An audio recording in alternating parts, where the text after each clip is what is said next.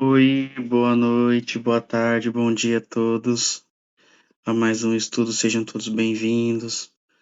Vamos fazer o estudo sobre o EJA, sobre a doutrina espírita e também sobre o Evangelho segundo o Espiritismo.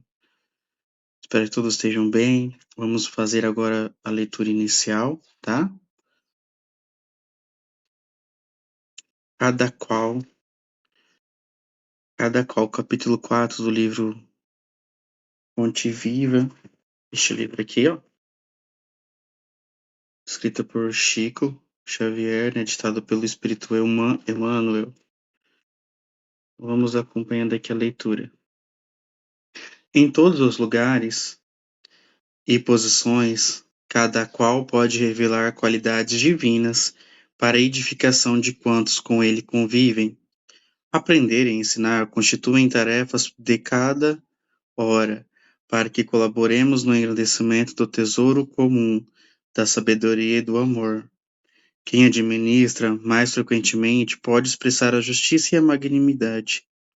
Quem obedece dispõe de recursos mais amplos para demonstrar o dever bem cumprido. O rico, mais que os outros, pode multiplicar o trabalho e dividir as bênçãos. O pobre, com mais largueza, pode amelhar a fortuna da esperança e da dignidade. O forte, mais facilmente pode ser generoso a todo instante.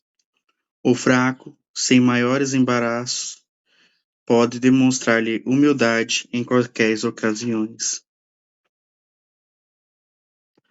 O sábio, com, com dilatados cabedais, pode ajudar a todos ao renomando o pensamento geral para o bem. O aprendiz, com oportunidades multiplicadas, pode distribuir sempre a riqueza da boa vontade. Ou são são comumente e pode projetar a caridade em todas as direções. O doente, com mais perseverança, pode plasmar as lições da paciência no ânimo geral. Os dons diferem, a inteligência se caracteriza pelos diversos graus. O merecimento apresenta valores múltiplos. A capacidade é o fruto do esforço de cada um. Mas o Espírito Divino, que sustenta as criaturas, é substancialmente o mesmo. Todos somos suscetíveis de realizar muito nas esferas do trabalho em que nos encontramos. Repara a posição em que situas e atende os imprevistos ou imperativos do infinito bem. Coloca a vontade divina acima dos teus desejos e a vontade divina te proverá. Então vamos fechar os nossos olhos agora, elevando os nossos pensamentos, solicitando ao Mestre Jesus que possa nos abençoar nesse estudo, que possamos aprender um pouquinho mais, que podemos sair um pouquinho melhor. Abençoe a todos que estejam assistindo, todos os participantes desse estudo, que esse estudo possa revigorar um pouquinho mais o seu espírito e a sua consciência, trazendo um pouco mais de sabedoria e entendimento do mundo. Obrigado, Mestre Jesus, pela oportunidade, que assim seja. Então, vamos ver, a gente vai começar a ver, né, sobre Sócrates e Platão, né, que eles foram os precursores da ideia cristã. Então, eles são muito importantes, os seus conhecimentos, os conhecimentos que Sócrates teve, que ele trouxe, foi muito importante para o que a gente tem hoje como cultura nossa, né? Eles foram grandes influenciadores, né? Então, vamos dar uma olhada aqui o que eles pensavam, né? O que Sócrates pensava? Por que Sócrates é tão importante, né? Por que ele está presente no dia a dia? Como que ele está presente no nosso dia a dia? Ele foi um filósofo, ele foi um professor, ele foi um músico, ele foi um artista. Quem foi esse homem, né? Então eu falei assim, gente, eu preciso fazer algo sobre Sócrates, porque Ele foi muito importante, né? Então não teria como eu não queria só passar por cima sobre quem é Sócrates e só ir direto aqui pro Evangelho. Então, vamos dar uma olhada pra gente saber um pouquinho mais dele, né? Quem era ele, né? Então, antes de Sócrates já tiveram outros filósofos, né? Que também conhecidos como os pré-socráticos, né? Eles procuravam sempre explicar principalmente a natureza, como surgiu o universo, a água, o fogo, porque a filosofia é pensar, né? O porquê das coisas, trazer respostas, né? Então, os outros filósofos estavam pegados.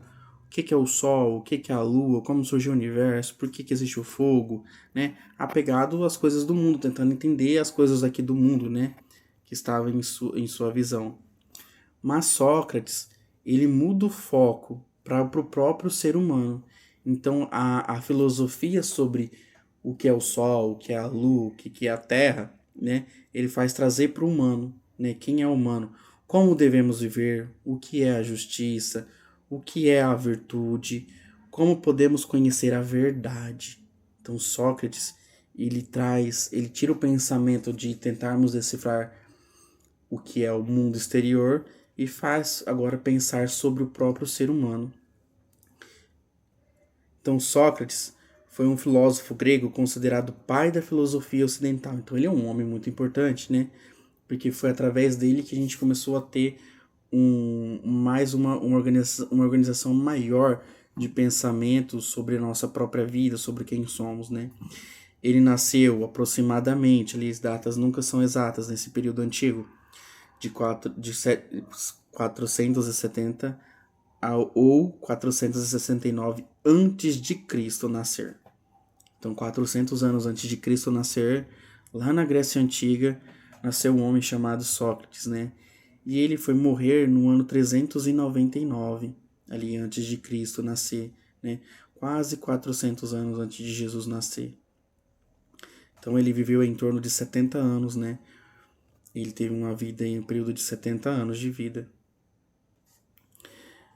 Viveu praticamente toda a sua vida em Atenas, na Grécia, né? Então ele viveu a maior parte da sua vida na Grécia. Ele teve pouco contato de sair fora de lá, né? Ele, curiosamente, também nunca escreveu nenhum livro, né? Uma outra curiosidade. Tá pausada a imagem para você, Natália. Vou voltar aqui de novo. Mas eu mudei agora de slide, tá? Vou voltar aqui. Compartilhar novamente minha tela com você. A aula passada também teve bastante problema em relação a isso. Vamos voltar.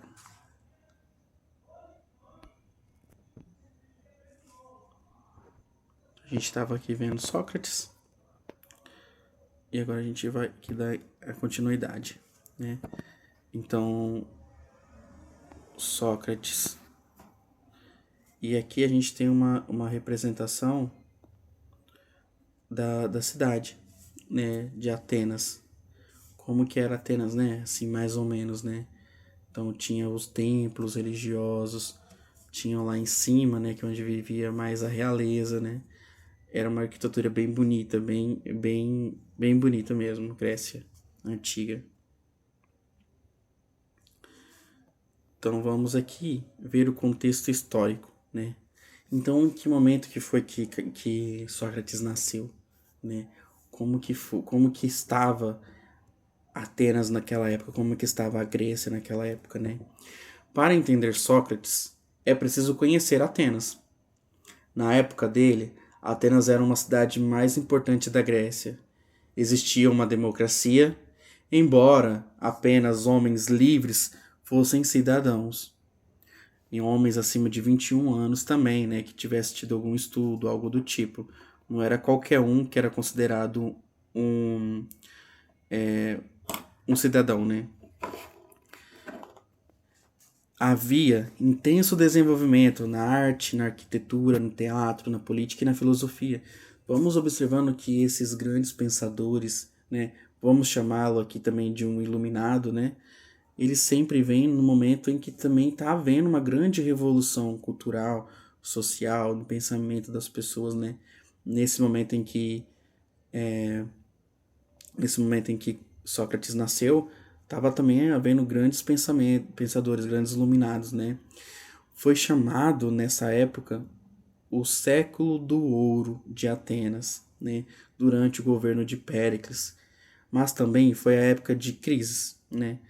A principal delas foi a Guerra do Peloponeso, de 431 a 404, né? Atenas lutou contra Esparta. Após muitos anos de guerra, Atenas perdeu e a economia entrou em crise e a população ficou dividida, né? Muitos perderam a confiança na democracia. Então foi justamente neste momento em que Sócrates começa a fazer perguntas difíceis sobre a justiça, sobre a verdade, sobre a virtude. Então pensa, um momento em que está uma cidade em crise, perdeu uma guerra, está todo mundo ali devastado economicamente, e aí começa a surgir uma pessoa fazendo perguntas, né? Para o Estado isso não é interessante, uma pessoa fazendo perguntas, né? Então, foi um momento para ele foi um momento em que ele começou a falar, mas também não foi um momento muito legal para os governantes de Atenas, né? Então, vamos ver um pouquinho sobre ele.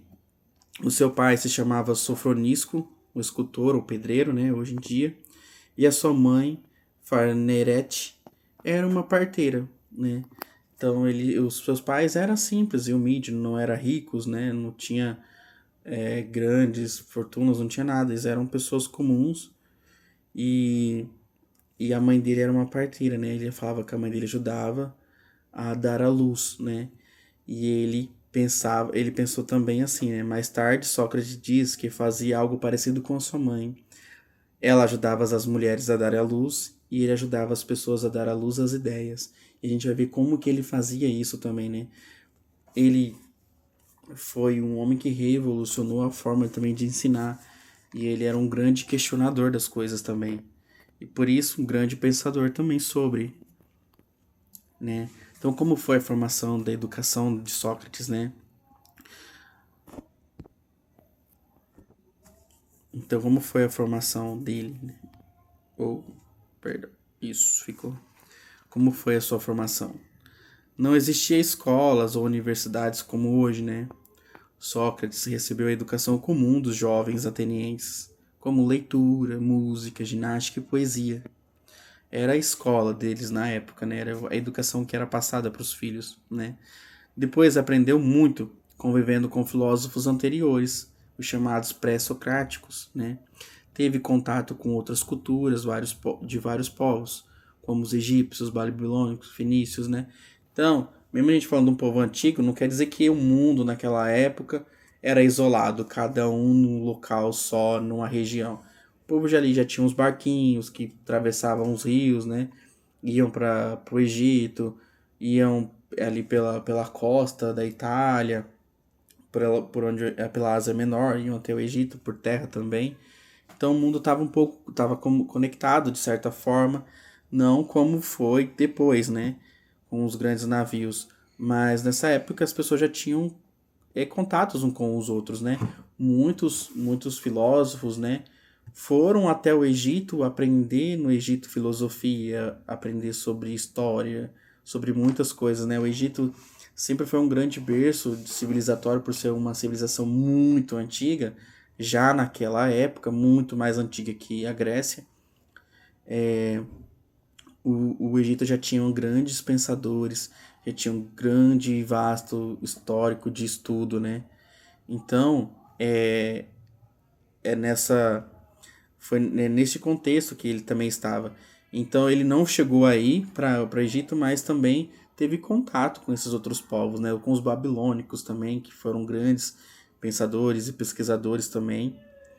Então, assim, diretamente, Sócrates herdou conhecimentos envolvidos por essas civilizações, né? Não tem como você negar isso. Como não tem como negar que hoje nós não temos conhecimentos da cultura americana, não praticamos a cultura americana no Brasil. Não tem como, está vinculado. Porque hoje a gente vive num mundo mais globalizado e a gente tem contato através da tecnologia. Mas naquela época era mais um contato de pessoas com pessoas, comerciantes que estavam sempre indo e vindo desses locais, né? Então, ele também casou, ele teve filhos, se eu não me engano foi 2 ou 3 filhos ele teve.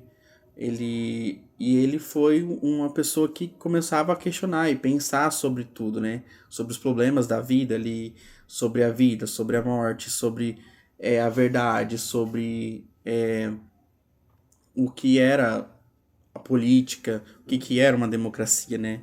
Então, como ele ensinava? Essa foi uma das maiores inovações na época, né? Enquanto outros mestres davam aulas e Sócrates só fazia perguntas, né? Então, como que ele está ensinando as pessoas só fazendo perguntas? Ele não ia lá e explicava tudo para a pessoa aprender o assunto.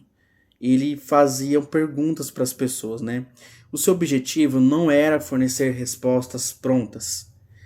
Queria que cada pessoa descobrisse a verdade por si mesma. Seu método possuía 2 etapas, né?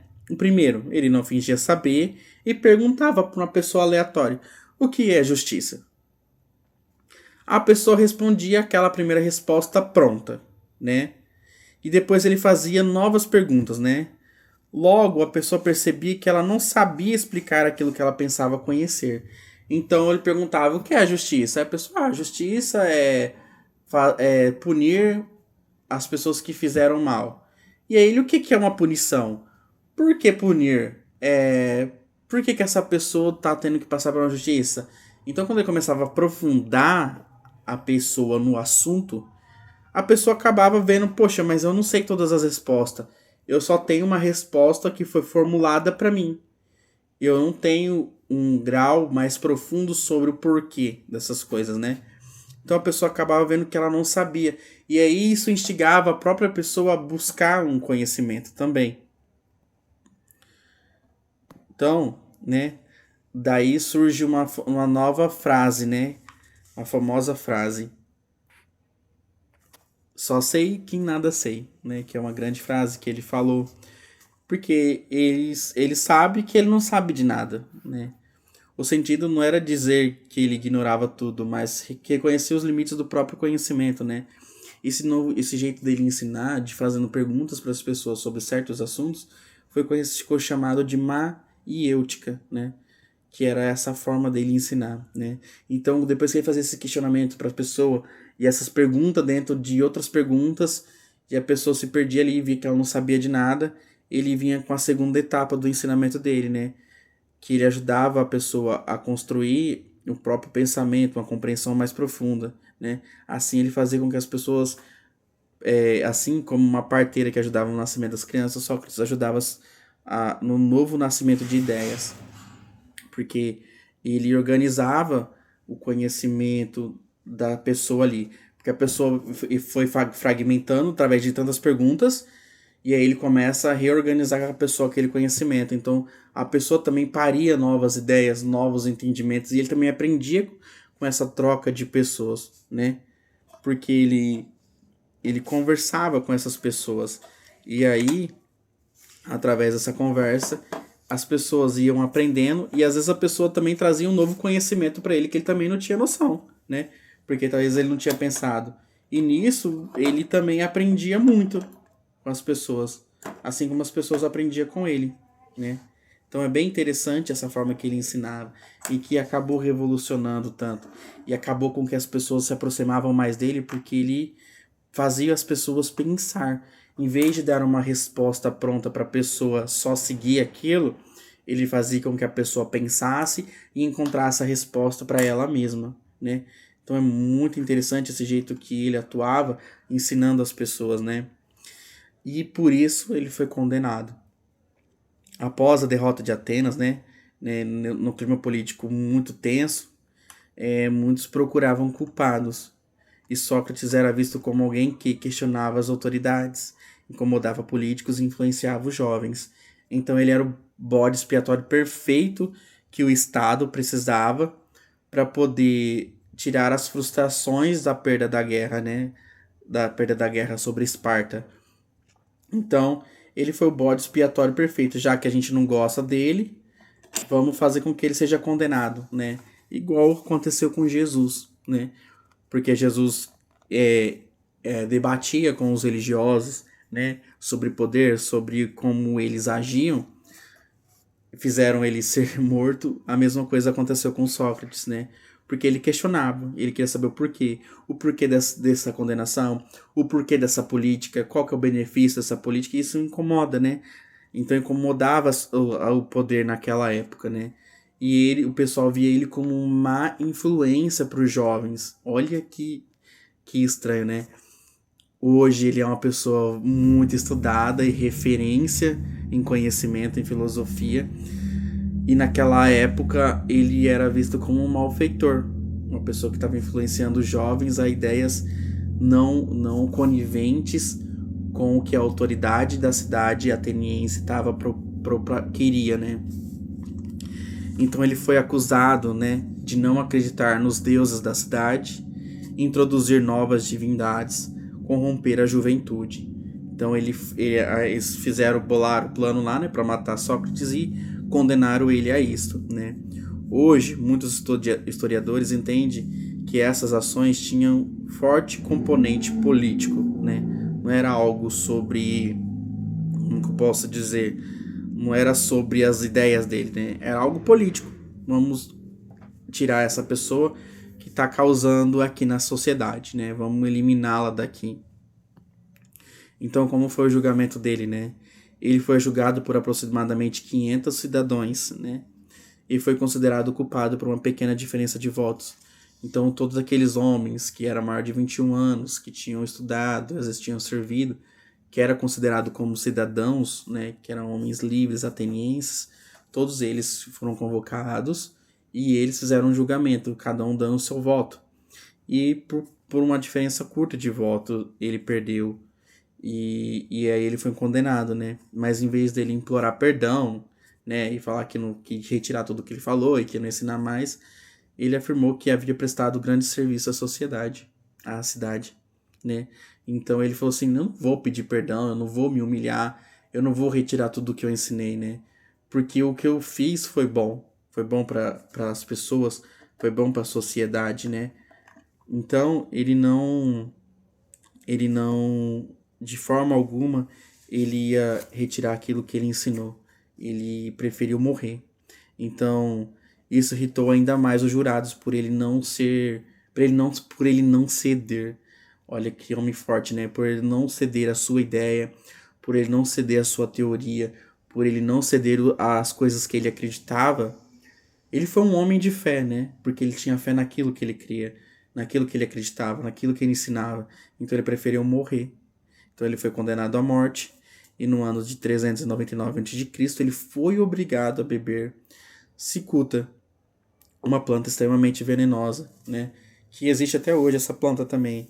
Ela é muito venenosa e ele foi obrigado a beber para cometer um suicídio, né? De certa forma, mas ele foi condenado a beber isso, né? Ele tinha que beber para ele morrer. Ou ele tinha que recusar aquilo tudo que ele acreditava, tudo aquilo que ele ensinou. Então ele bebeu essa cicuta e morreu, né? Então, segundo Platão, as suas pernas ficaram dormentes, né? Com o veneno, e a paralisia subiu lentamente.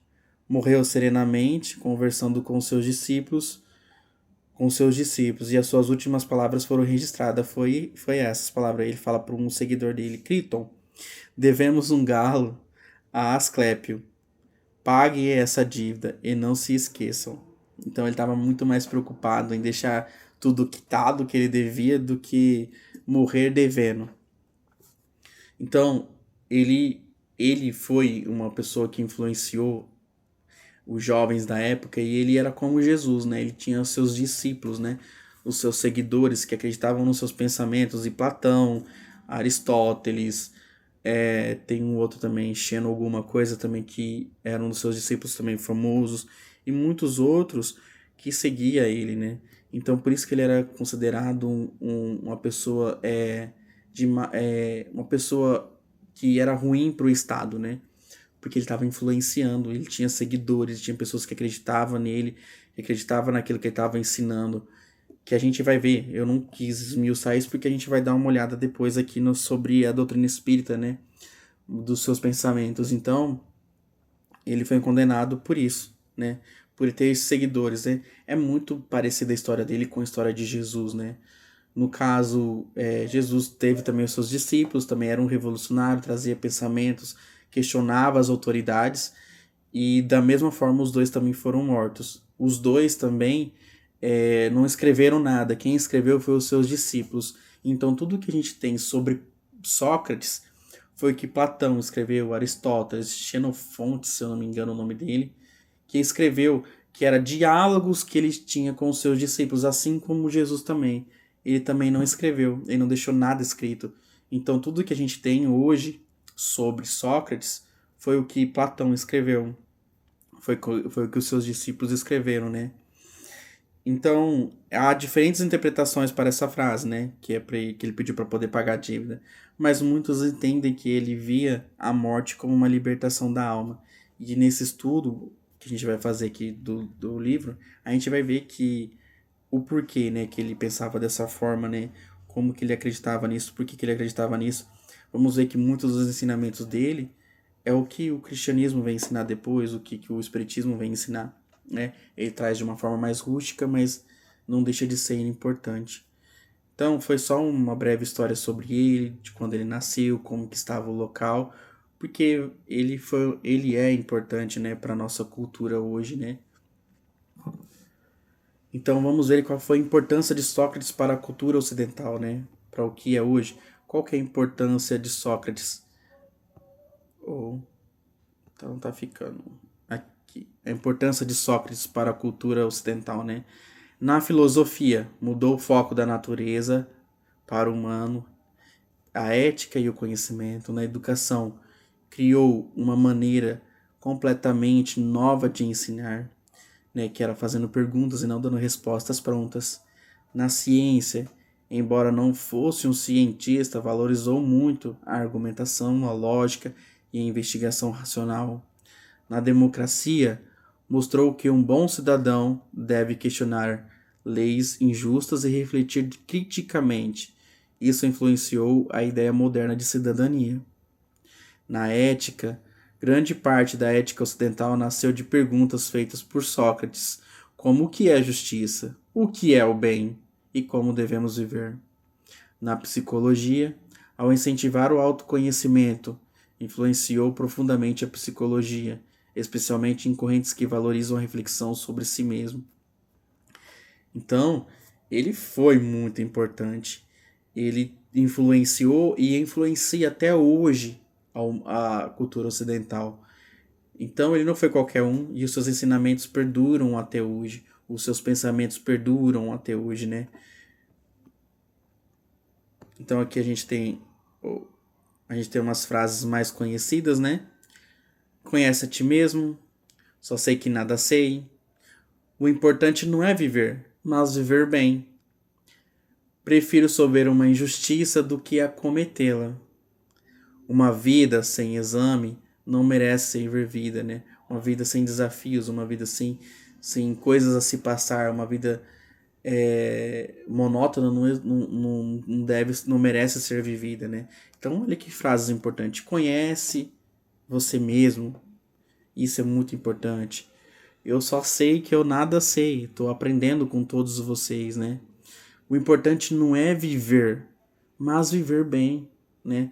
Não estou aqui só vivendo e a minha vida parou e eu só estou tocando o barco aqui em modo automático, né? E a gente tem que ter uma vida boa. Então, ele prefere sofrer uma injustiça do que cometer uma injustiça, porque a consciência pesa muito mais para ele cometendo uma injustiça do que ele recebendo uma injustiça, né? E viver uma vida sem as suas devidas dificuldades, sem os seus desafios, não merece ser vivida. Então, vamos ver aqui sobre Sócrates e Platão, né? São os precursores do espiritismo. Agora eu quero que vocês peguem um livro que a gente vai ler essa passagem, né? Sócrates e Platão, precursores da ideia cristã e do espiritismo. Então vamos acompanhar a leitura agora no livro. Depois a gente volta um pouquinho para o slide. Então vamos ver aqui o que foi que Kardec traz sobre esse assunto, né? Sobre Sócrates e Platão. De fato, que Jesus deve ter conhecido a seita dos essênios, né? Seria errado concluir que a ideia oriu sua doutrina e que tivesse vivido em outro meio, não teria professado outros princípios. As grandes ideias não surgem nunca subitamente. As que têm por base a verdade têm sempre os seus precursores, né, os seus anteriores, que lhes preparam parcialmente os caminhos. Depois, quando os tempos são chegados, Deus envia um homem com a missão de resumir, coordenar e completar esses elementos esparsos e formar-lhes um corpo. Deste modo, a ideia, não chegando bruscamente, encontra espíritos plenamente dispostos a conhecê-lo.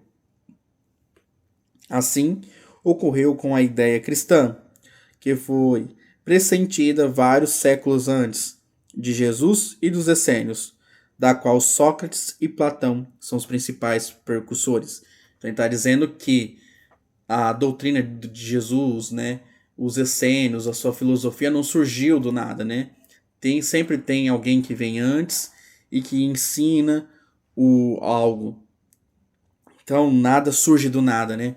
Porque os espíritos precisam ir bebendo pouco a pouco do conhecimento. Não pode chegar de uma vez, né, um conhecimento para ser tão brusco.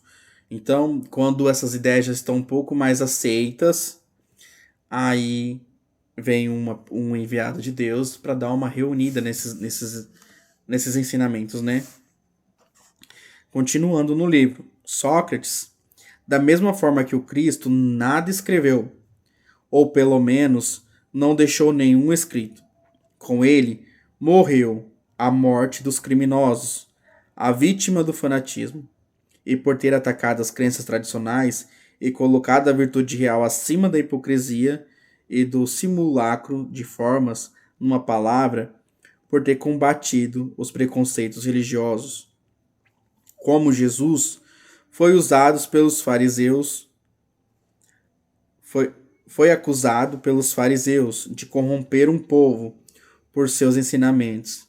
Também como ele foi acusado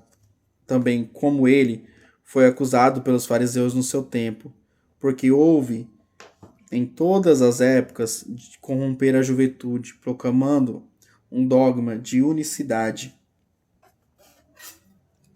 Deixa eu ver aqui, não perder. De unicidade de Deus, da imortalidade da alma e da vida futura.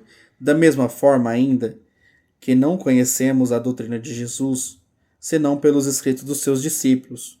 Não conhecemos a de Sócrates, senão pelos escritos do seu discípulo Platão. Cremos útil resumir aqui seus pontos principais para mostrar a sua concordância com os princípios do cristianismo. Então aqui ele continua dando a ideia de que a gente conhece eles através dos seus discípulos, né? Jesus não deixou nada escrito, nem Sócrates deixou nada escrito. A gente conhece eles através da visão dos seus discípulos, né? E do mesmo jeito que Jesus foi perseguido pelos fariseus, Sócrates foi perseguido pelo poder de Atenas, né? Continuando.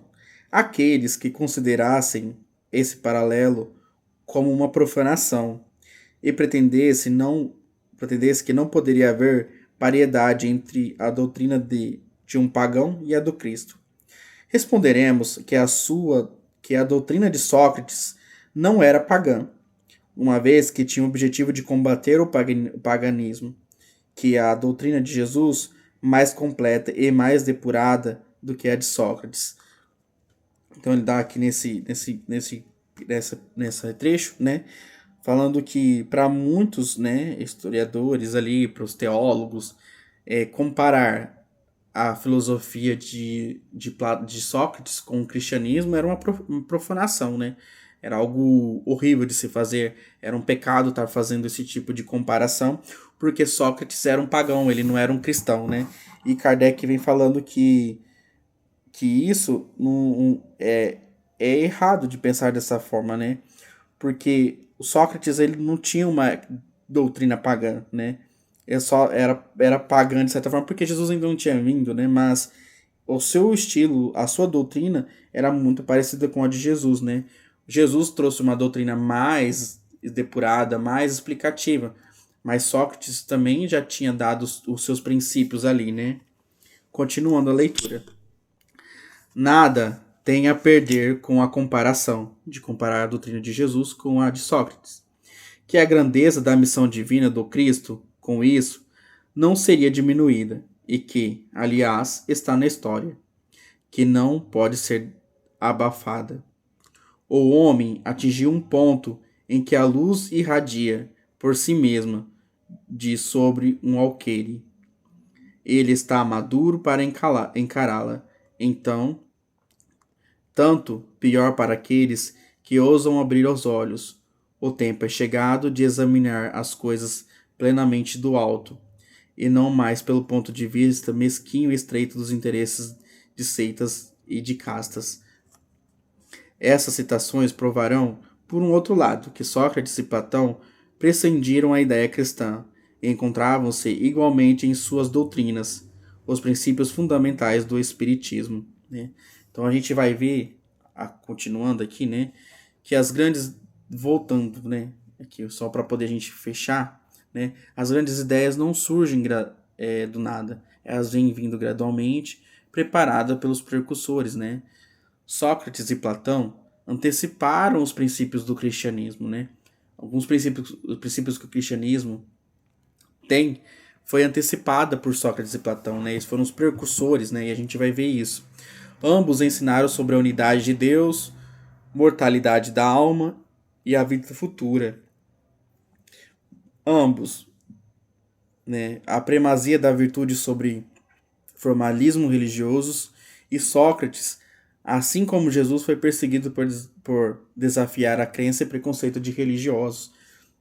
Então aqui, nesse texto, Kardec quis nos mostrar o quão igual tinha essas duas doutrinas, né? Essas duas filosofias, tanto de Jesus quanto a de Sócrates, né? O quão o pensamento deles dois foi se unindo, né? Se juntando um ao outro, pegando a ideia de Sócrates, o cristianismo também, Jesus bebe desta fonte, né? Não que ele foi lá e leu isso ou aquilo, mas Jesus veio reunir todos esses conhecimentos que já tinha sido difundido por Sócrates, através de Platão, sobre os escritos, né? E fez isso chegar a mais pessoas de uma forma mais depurada, né? Então a gente vamos ver aqui, continuando aqui no livro, o resumo da doutrina de Sócrates e de Platão, né? Então vamos ver um pouquinho resumido essa doutrina. Então, aqui nós vamos ler a primeira citação. Esses diálogos aqui que foi tirado eram diálogos de Sócrates com seus discípulos. Então, aqui é uma conversa, essas passagens que a gente vê no Evangelho, é uma conversa de Sócrates com seus discípulos, que Kardec pegou, trouxe para cá, resumidamente, né, as partes importantes do cristianismo e do espiritismo, porque Platão não falou só sobre religião, Platão falou sobre tudo, quase, né?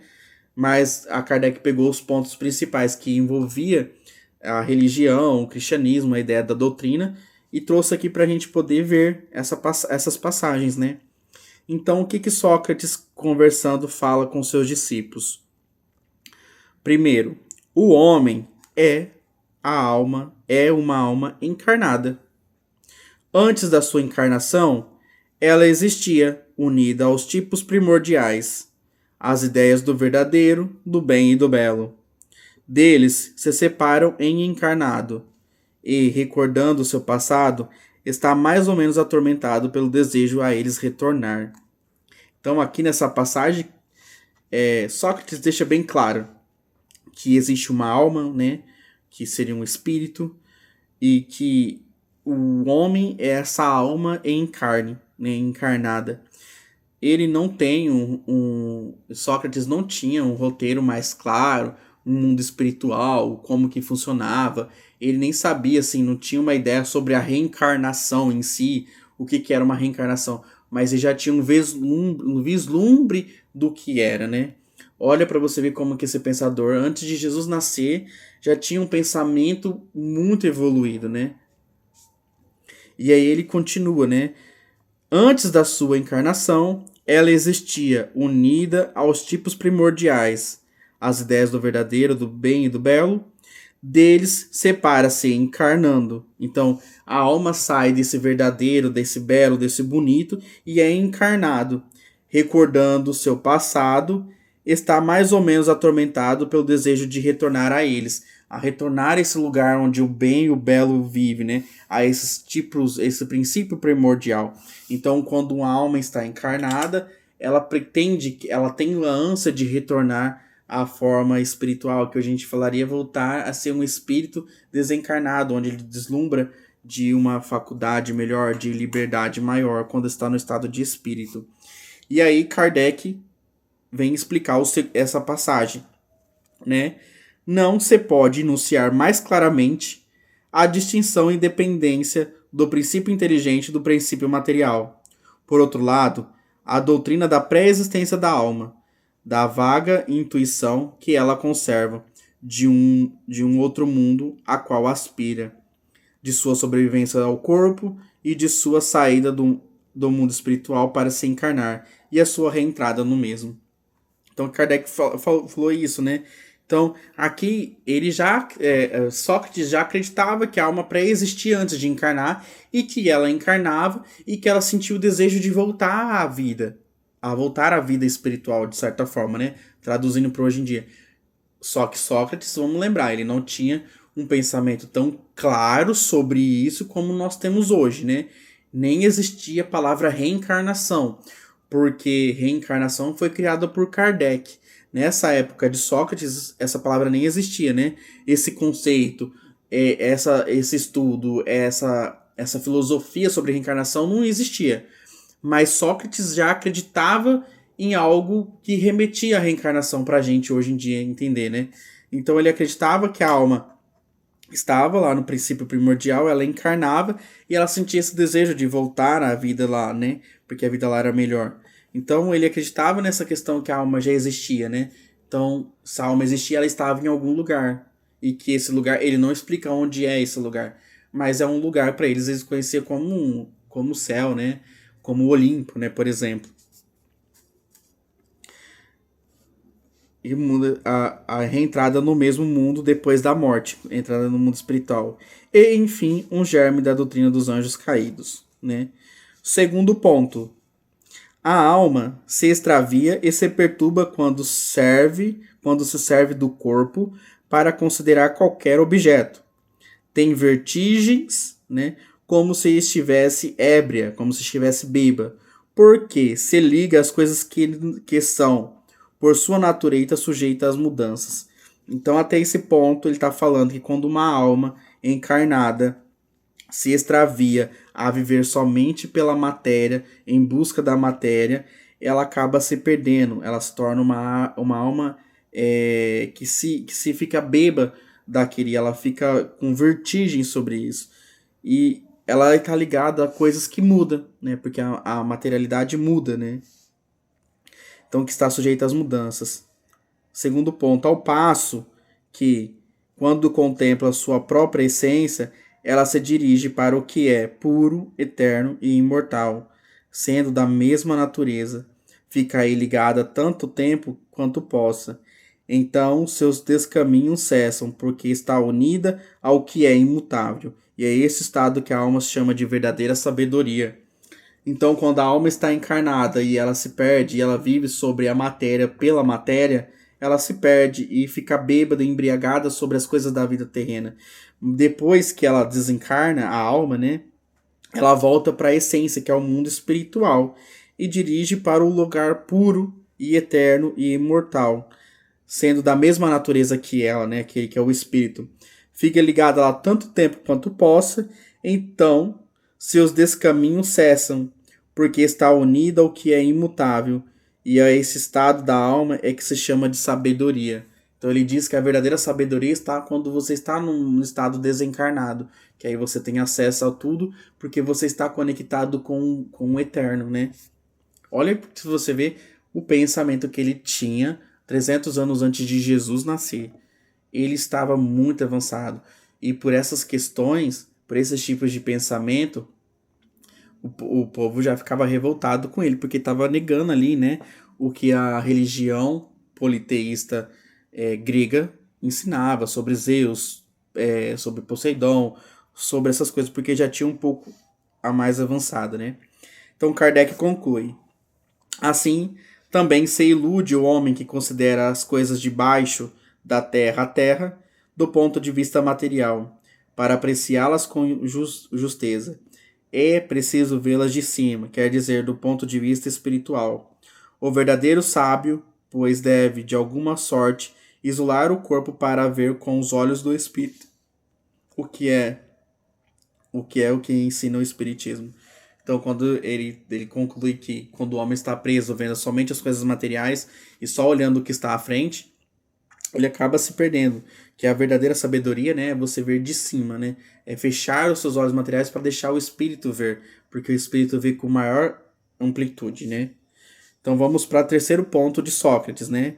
Nessa parte resumida. Terceiro ponto. Enquanto tenhamos nosso corpo, isso é Sócrates falando, e a alma se encontre mergulhada nessa corrupção, né, que é esse corpo corruptível, jamais possuiremos o objeto de nossos desejos, né, a verdade. Então ele fala, então jamais possuiremos o objeto dos nossos desejos ali com os discípulos, que era conhecer a verdade. Com efeito, o corpo nos suscita mil obstáculos pela necessidade que temos de cuidá-lo. Ademais, ele nos enche de desejos e apetites de temores e de mil quimeras, coisas que são ilusões, né? Quimeras são ilusões, fantasias, né? E de mil tolices.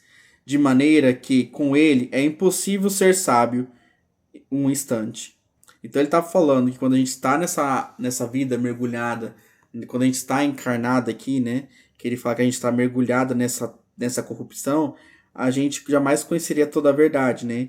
E com o efeito de estarmos aqui, esse corpo nos dá necessidade de preencher com desejos, com apetites, com temores, com fantasias, com tolices, né?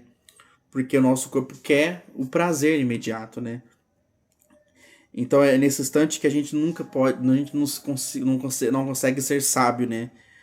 Mas se não é possível nada conhecer com pureza enquanto a alma está unida ao corpo, é preciso de duas coisas. Então ele está falando aqui. Mas não é possível nada conhecer com a pureza enquanto a alma está unida ao corpo. É preciso de duas coisas. Uma, ou que não se conheça jamais a verdade, ou que tenha ela depois da morte, né? Então essa verdade que eles tanto buscavam conhecer, ou você conseguiria encontrá-la aqui na vida encarnada, ou só após a morte. Por quê? Livres da loucura do corpo, então conversaremos, e expirar-se com homens igualmente livres, conhecereis por nós mesmos a essência das coisas. Por isso, os verdadeiros filósofos exercitam para morrer, e a morte não lhe é para ele nenhum modo temível, né? Que é a parte do céu e inferno também é citado essa parte. Então, para os filósofos, morrer não é algo temeroso, não é algo de medo, porque lá eles vão conseguir encontrar a verdadeira verdade, porque depois da morte que virá ao encontro de todas as coisas conseguirá ter essa visão mais ampla. Esse já era o pensamento dele. Aí Kardec conclui: eis aí o princípio das faculdades da alma, obscurecidas por intermédio dos órgãos corporais e da expansão das faculdades, depois da morte, mas não se trata aqui senão das almas de elite já depuradas. Não ocorre o mesmo com as almas impuras. Então, Kardec conclui isso, né, que não se trata mais de uma da alma elite, né, de uma alma que já depurada, mas ocorre também com as almas impuras. Então, olha, é incrível esse pensamento, né, de Sócrates, né, que somente após a morte a gente vai realmente encontrar essa verdadeira verdade, que para eles, para os filósofos, morrer não era algo temeroso, e sim encontrar a verdade, né? Deixa eu ver aqui quanto tempo tem ainda pra gente. Já tá para finalizar. Eu vou ter que parar aqui. A gente parou no item 4, né? Sobre a obra resumida de Sócrates. E a gente vai ter que continuar na próxima aula. Eu pretendia até terminar um pouquinho mais para frente, mas vai ser só aqui que vai dar o tempo. Vocês têm alguma pergunta? Por favor, me falam. O que vocês acharam? O que vocês imaginavam? Já é interessante, né, esse pensamento de Sócrates. O que vocês têm a dizer? Que vocês imaginam aí? Obrigado por ter assistido até agora, ter participado do estudo, que esses conhecimentos possam te ajudar um pouquinho mais, que você evolua também um pouquinho mais com cada conhecimento aprendido. Então vamos fechar os nossos olhos em agradecimento ao Mestre Jesus por essa oportunidade, pedindo que Ele abençoe todos, que abençoe as suas famílias, todos aqueles que precisam do seu sustento, do seu amor e da sua bondade. Obrigado, Mestre Jesus, por mais essa oportunidade de termos estudado, termos aprendido um pouquinho mais. Que assim seja. Um beijo para todos vocês, tenham uma ótima semana. Até o próximo estudo. Tchau.